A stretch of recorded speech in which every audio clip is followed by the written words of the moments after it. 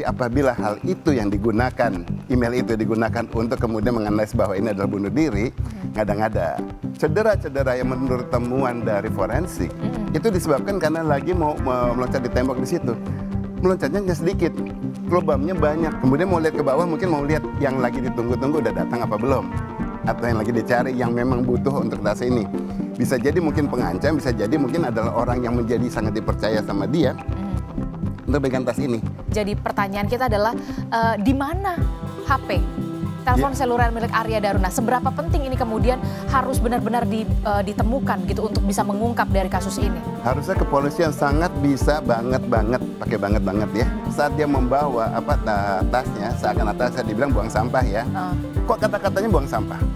Kita tidak menolak pernyataan Barreskrim, kayak gitu nggak menolak, tetapi kita harusnya justru memikirkan Barreskrim baru mampunya sampai informasi seperti itu. Mari kita bantu kembangkan. Kalau kita mengikuti semuanya berdasarkan ISO yang dikata polisi ISO 17 berapa, kemudian 20737, ratifikasi tahun 2012 itu kuno semua. Saudara, keluarga Arya Daru meyakini pada waktunya nanti kebenaran akan terungkap dengan terang dan membawa keadilan. Lalu bagaimana penyelidikan kasus kematian Arya Daru bisa berlanjut dengan bukti baru yang kuat? Kita akan mengulasnya bersama dengan ahli digital forensik. Sudah bergabung bersama kami di studio, sudah ada Abimanyu Wahyu Widayat. Selamat pagi, Assalamualaikum Abah. Selamat pagi, waalaikumsalam. Ya, ini kan memang polisi sudah menyimpulkan bahwa tidak ada tindak pidana dan tidak ada keterlibatan orang lain. Tapi kemudian yang bikin kemudian membuat mencuat lagi adalah keluarga berharap ada penyelidikan lanjutan. Anda juga concern soal ini. Apakah Anda melihat ada hal yang belum tuntas dan memang harus diselidiki lebih lanjut dalam kasus Arya Daru ini? Banget sih ada dalam hal itu, tetapi saya juga mau menggaris bawahi sebetulnya pernyataannya polisi bukan menyatakan sudah selesai, tidak ada ya, tetapi nanti kan mereka akan mau follow up, ngomongnya gitu ya sampai ke Kompolnas. Saya dengar kemarin Kompolnas juga bilang kayak gitu, kan akan dibuka kembali, akan dilihat lebih lanjut. Tetapi kita juga mesti melihat bahwa apa yang disajikan Barreskrim sekarang itu juga terlalu dini untuk langsung menganggap ini suatu kasus yang hanya sepihak saja. Ya, jadi dengan bukti yang ada. Iya, dengan bukti aja. Kan kemungkinan kan banyak ya. Kemungkinan itu orang sampai meninggal itu adalah dia pertama bisa natural aja, bisa homicide, suicide, dan kemudian bisa juga accident. Ya, dari faktor yang mana nih di sini? Sekarang yang akan dipilih adalah suicide, ya bunuh diri. Nah, kasusnya ke sana kenapa bunuh diri? Karena yang diungkapkan adalah soal email. Adanya email tahun 2013 ya, dua segmen karena ada email di situ. Kemudian tahun 2021 ada 9 segmen email menyatakan bahwa yang bersangkutan sempat kontak ke Badan Internasional menanyakan soal hal bunuh diri. Membicarakan ya, bukan bilang diri mau bunuh diri. Tapi apabila hal itu yang digunakan, email itu digunakan untuk kemudian menganalisis bahwa ini adalah bunuh diri, ngada-ngada. Punten, ini ngada-ngada berarti kurang lengkap Barreskrim untuk mengungkapkan datanya lebih banyak. Saya bukannya mengkritisi Reskrim, saya bukan bilang bodoh. Sempat kemarin ada mantan kabar Reskrimnya yang merasa dia dianggap polisi itu nggak pintar gitu. Saya nggak nganggap gitu. Ya, kalau Reskrim nggak pintar, saya nggak pernah bantu belasan tahun. Sampai sekarang saya suka bantu banyak kasus dari Reskrim kan karena mereka saya nggak pintar, saya ingin perkembangan lagi. Nah, kenapa saya bilang ini nggak lengkap?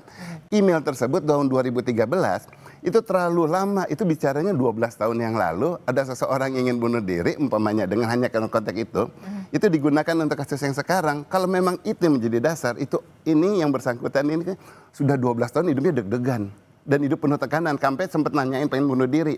Berarti kan sudah ada tekanan pressure dari 12 tahun yang lalu. Kemudian kembali menanyakan tahun 2021.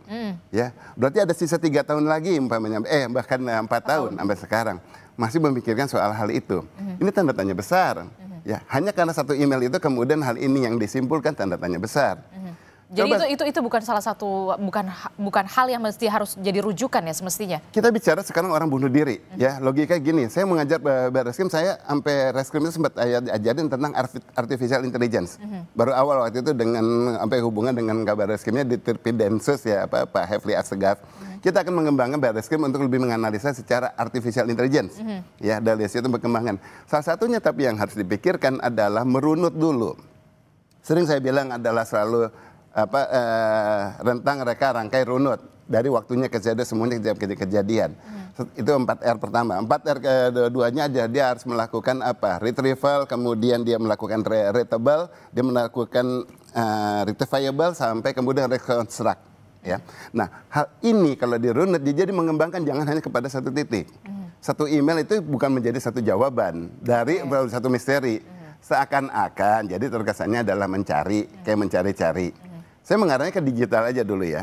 Sekarang seseorang yang dibilang dengan anggapannya akan bunuh diri sampai ke rooftop itu area yang harusnya sangat sensitif untuk disebar ke publik loh. Beneran, saya sendiri nggak setuju itu area itu sampai tampil di publik. Ya kenapa? Karena itu area rooftop ya. Di situ ada helipad. Yang mau tampil saya tahu kenapa saya ngeliat dari citra satelit. Gini mana sih rooftopnya, saya tahu dia kemana jalannya. Yang dikasih lihat hanya seolah-olah akan mau loncat tapi nggak jadi. Katanya akan mau loncat mau jadi, tapi nggak jadi ya. Itu nggak masuk akal dalam arti di sini. Kenapa? Mau loncatnya cuma sedikit kok. Kalau mau loncat nggak jadi dia akan berupaya mau loncat. Tapi ini hanya kayak melongok, bukan mau loncat. Kayak hanya mau melongok, kemudian nggak jadi. Dan kemudian Kompolnas, waktu itu Pak Arief, saya sebut aja karena saya kontak sama beliau juga, Pak Arief Wicaksono, bilang bahwa cedera-cedera yang menurut temuan dari forensik, itu disebabkan karena lagi mau meloncat di tembok di situ. Meloncatnya hanya sedikit. Lebamnya banyak. Nah berarti nggak mungkin kalau orang mengalami lebam hanya mau sedikit. Kemudian kalau kita lebam nggak mungkin diam, nggak mungkin setegar itu. Pasti akan sakit-sakit. Karena hal itu meninggalkan lebam yang sampai bisa diperiksa oleh forensik, ya kan? Nah ini menjadi tanda tanya. Dan harusnya lebam ini diperiksa lebih lanjut begitu ya? Lebih lanjut, apa sisi apa aja yang paling mungkin itu terjadi. Kalau memang mau menggunakan alasan yang di rooftop, benar-benar harus dilihat sisinya. Kelihatan jelas di rooftopnya gerakannya karena dilihat betul nggak sisi-sisi tersebut yang menjadi benturan yang kemudian membuat yang bersangkutan akhirnya luka lebam. Jauh dengan apa yang diutarakan di sini. Karena saya sempat juga di tayangan sebelah, itu menyatakan juga di situ ada yang analisa mengutarakan mengenai luka-lukanya, ya diungkapkan dari periksaan rumah sakit.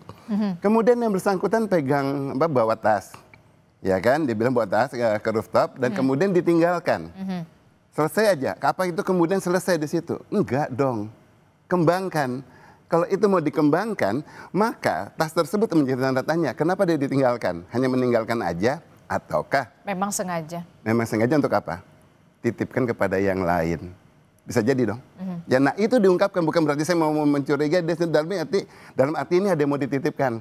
Nah kalau ada mau dititipkan berarti kan memang ada suatu pesanan yang dia meneruskan ini dah tolong dipegang. Ini barang-barang saya penting bla bla bla lah ya whatsoever ya. Gitu. Kemudian mau lihat ke bawah mungkin mau lihat yang lagi ditunggu-tunggu udah datang apa belum. Atau yang lagi dicari yang memang butuh untuk tas ini. Bisa jadi mungkin pengancam, bisa jadi mungkin adalah orang yang menjadi sangat dipercaya sama dia untuk pegang tas ini. Ya, sampai terakhir, tetapi kemudian tasnya katanya masih ditemukan sama reskrim. Iya, tetapi lihat dong di CCTV-nya. Ada nggak orang yang sempat ke sana mengambil isinya? Tasnya tetap ada, tetapi ada isinya yang sudah dibawa. Misalnya, rekaman di situ bisa nggak reskrim itu mengulas sampai sana? Itu tidak. Jadi Anda melihat ada pemilihan apa ya informasi-informasi yang kemudian dicicil dalam tanda kutip oleh polisi? Dicicilnya gini Mbak Adisti, bahwa kalau itu soal yang dia dicicil, resikonya kepada reskrim apa akhirnya? Orang jadi berandai-andai. Nggak salah kalau mereka kemudian jadi bola liar. Iya, jadi banyak spekulasi walaupun memang sudah disimpulkan kemarin. Iya. Harusnya justru jangan dicicil hal yang itu gitu. Kalau mau mencicil hal yang lain cukup bilang aja ke atas, ke area atas. Selesai, jangan ngomong rooftopnya, ke area atas. Karena orang tidak perlu ngelihat sampai rooftopnya nggak kejadian apa-apa kok. Itu ada helipad sana. Gitu itu soal rooftop dan segala macam itu yang kemudian mengarah ke arah seperti itu. Ada percobaan lah begitu ya. Ada percobaan sebelumnya sebelum akhirnya di Indekos. Tapi kemudian begini. Ada kegiatan. Ada kegiatan. Nah yang kedua adalah yang masih menjadi pertanyaan kita adalah di mana HP? Telepon seluler milik Arya Daruna. Seberapa penting ini kemudian harus benar-benar ditemukan begitu untuk bisa mengungkap dari kasus ini? Harusnya kepolisian sangat bisa banget, pakai banget ya. Bahwa itu menemukan terakhir kali menyala di mana. Nggak hanya sedang hilang, karena itu AP yang aktif. Iya. Ya kelihatan kok di operator seluler yang bersangkutan entah pakai apa, bisa kelihatan. Terakhir kali itu terpantau di mana, di BTS. BTS apa ya, Base Transfer Station. Bisa ketahuan dia di mana, berarti dia ada ke area sana. Berarti apakah kebawa di taksinya? Apakah mungkin dititipkan kepada orang, dibawa ke orang, dititipkan itu kemudian disimpan sama orang itu dimatikan. HP hilang sinyal sama abnormal N ataupun normal N itu kelihatan semua di operator seluler. Operator seluler itu digital itu memang memantau hal yang kayak gitu. Dan gitu. sebenarnya bisa untuk dicari dan diselidiki. Bisa, memang karena lokasi tersebut memang bicara kerjanya seluler di situ. Saya pernah kerja di seluler, jadi tahu gitu loh. Ya, jelek-jelek gini data center manager dari salah satu seluler. Jadi seharusnya bisa diungkap tahu, gitu ya. Ke arah sana dong, gitu ya. Harusnya lihat ke arah sana. Sekarang kita lihat mengenai kejadian yang bersangkutan saat di tempat kosnya. Kembali dari ke tempat kos aja cuma dibilang jam 23.23 ya. Emang nggak kelihatan di CCTV? Dan kemudian kalau itu mau disembunyikan, nah itu krusial. Gimana mau krusial? Orang buang sampah direkam kok, disebarkan. Tapi saat pulang dari kantornya harusnya kelihatan. Nah itu belum terlihat ya? Nggak kelihatan. Ya waktu pulang dari kantornya. Kemudian saat dia membawa tasnya, seakan atasnya dibilang buang sampah ya. Kok kata-katanya buang sampah? Pertanyaannya kata-katanya kenapa buang sampah? Kenapa? Karena harusnya membawa tas ke depan. Selesai nggak ngomong buang sampah. Karena seseorang rajin amat buang sampah sampai dibawa ke depan, keluar taman. Itu kan ke arah halaman depan kan. Mau buang sampah jauh di situ. Buang sampah deket-deket aja. Yang memang dekat situ. Di depan kosan. Diperhatikan kebiasaan yang bersangkutan silahkan dicek. Biasanya buang sampah kemana? Dan kemudian kalau mau dilihat, mau periksa baru kali ini nih di Kompas TV saya utarakan. Sampah seberat apa yang bawanya sampai begini-begini. Bawanya kalau sampah tuh isinya enteng. Kalau itu kecil juga cuma sampah. Sampah sehari 2 hari kan orang nggak akan mungkin menyimpan kan. Nggak akan sampai seberat itu. Tapi sampai dibawa ke depan. Jadi menurut Anda apa? Ada yang susah dibawa ke depan. Ya, kemudian itu entah kenapa dan untuk apa. Ya, kemudian kalau itu diulas langsung kemudian katanya kepolisian reskrim sudah mengulas dan dilihat tahu isinya. Hello, kejadiannya malam kan tanggal 8. Ya, polisi baru memeriksa berikutnya, ya kan? Nah, baru diperiksa berikutnya, sudah ada konfirmasi belum tukang sampahnya ngambil jam berapa? Tukang sampah nggak ada yang ngambil siang-siang, rata-rata pagi-pagi banget. Ya, nah kalau sudah diambil berarti harusnya udah kosong, nggak mungkin isinya itu ketahuan di sana, sudah diambil. Tukang sampah kan nggak tahu ini sampahnya siapa, semua ada diangkut. Kalau memang ditemukan berarti sudah ditemukan di tempat yang lain, udah ada konfirmasi belum? Menurut saya konfirmasi maksudnya dalam hal skenario itu jangan dibikin jadi skenario baru ya, dalam tanda kutip. Jadi di sini harusnya memang benar-benar ketahuan. Jadi tapi polisi mengatakan tidak ada yang dipotong CCTV ini. Kalau menurut Anda? Oh, dipotong loh. Buktinya cuma kelihatan seberang sampah dan kemudian nggak kelihatan kok dia buka dari pintunya. Itu luas, harusnya memang kelihatan dari pintunya dia. Kalau dibilang layarnya memang hanya ke sana. Berarti sebenarnya point of view-nya sebenarnya... Iya. Dari angle-nya aja kelihatan dari angle kameranya. Apakah itu benar-benar luas apa enggak? Kalau hanya sedikit memang dari kosannya hanya memonitor yang lain, yang areanya dia nggak dimonitor, berarti kan seakan-akan dia memang tidak mau dipantau oleh pihak manapun, sampai orang kosan aja nggak mau ke arah sana. Kan enggak, pada saat itu kan masih normal-normal aja. Nah kita berpikirnya gini, kita tidak menolak pernyataan Barreskrim, kayak gitu nggak menolak, tetapi kita harusnya justru memikirkan Barreskrim baru mampunya sampai informasi seperti itu. Mari kita bantu kembangkan. Nah, bukti apa yang kemudian harus digali kembali, kemudian fakta-fakta apa lagi yang kemudian harus bisa digali lagi oleh penyidik dari polisi dalam hal ini untuk bisa melakukan penyelidikan lebih lanjut sesuai dengan harapan dari keluarga Arya Daru. Bunuh diri itu sesuatu yang benar-benar sangat tanda tanya, bagi keluarga juga nggak ada yang siap ya. Nauzubillah, semoga nggak kejadian di keluarga saya dan di mana-mana. Keluarganya juga tidak menerima hal itu. Tetapi bayangkan bahwa kalau seseorang bunuh diri, dia tahu bahwa kali ini setelah dia bunuh diri dia tidak ada lagi, orang akan bertanya-tanya kenapa dia meninggal, ya gitu loh. Apalagi dia orang terdidik, begitu ya, seorang diplomat. Jadi apa yang akan dilakukan? Meninggalkan wasiat, pesan. Maaf di sini anakku, kalau ada anak yang ada ya. Umpamanya ke keluarganya, ini bukan karena kamu ya, saya sayang sama kamu, sama istri maaf ya, ini bukan karena kamu, tapi ada hal lain yang menekan saya, bla bla bla bla bla. Itu ditinggalkan di sana karena dia tahu tidak akan ada yang lihat, umpamanya aman banget, dia akan simpan di amplop, jadi orang akan membaca semuanya, tahu udah kejadian udah selesai, dan itu yang harusnya ditemukan oleh kepolisian, harus ketemu sekarang dan kemarin dari laporan tersebut. Kalau dibilang, oh iya sekarang ketemu, hello, selama ini kan udah kasih polis lain, nggak mungkin hilang itu dokumen, ya harusnya itu yang ada. Kenapa? Karena meninggalkannya dengan bersiap-siap banget. Katanya sampai belit banget tape-nya. Kompolnas bilang gitu, ketahuan beli tape-nya di suatu kota, daerah Jawa Tengah, ya tape-nya di situ udah menyiapkan. Berarti udah ada persiapan semua. Pasti akan dipesankan minimal ke keluarganya, minimal ke teman yang sangat dekat. Pasti punten ya, minta maaf ya. Kenapa kalau memang sudah persiapan, sudah well prepare itu? Iya dong. Iya dong, logikanya dia akan meninggalkan seorang teman baik, umpamanya nggak cuma satu, pasti teman pilihannya ada atau yang dekat dari siapa, semuanya akan dia sampaikan.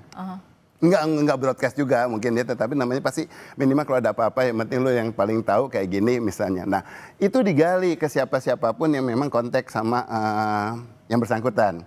Ya dah dari nomor di sini gimana? Oh nggak kelihatan dong nomor di sini kan HP-nya hilang. Hello operator seluler tinggal dicek dia nelponnya kemana aja. Ya sekarang telepon mana aja itu ketahuan berarti teman-temannya di mana. Ada Facebooknya Hello ataupun apa ya bisa dilihat linknya. Tapi kalau media sosial tampaknya dia tidak terlalu aktif di media sosial. Nggak aktif, nggak peduli aktif apa enggak. Sejauh kita masih ada kontak friend to friend-nya di Facebooknya di situ, ya itu bisa kelihatan di aplikasinya kepolisian, ya. Celebrate UVET, udah aja saya langsung bilang itu pakai aplikasi itu kelihatan ini ngobrolnya sama siapa saja. Bukan dalam arti bertemanannya sama siapa aja. Oke, tapi kelihatan linknya. Mau ngobrol mau enggak, tetapi paling tidak ada kontekan friendnya kepada siapa saja dan friend of friend juga bisa kelihatan.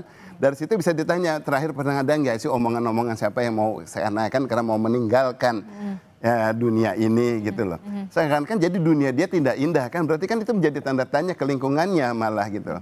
Walau teman-temannya ada yang sempat umpamanya bercandaan yang kasar dikit, kemudian hanya biasa sekarang orang meninggal. Yang itu kan ngomong kasar dikit, aduh apa gara-gara gua ngomong kayak gitu dia meninggal. Kan jadi bertanda-tanya sama semua. Termasuk soal 2 orang atau 1 orang yang sebelum dua orang ya, laki-laki dan iya ada yang laki perempuan. Yang satu namanya D, satu namanya F aja.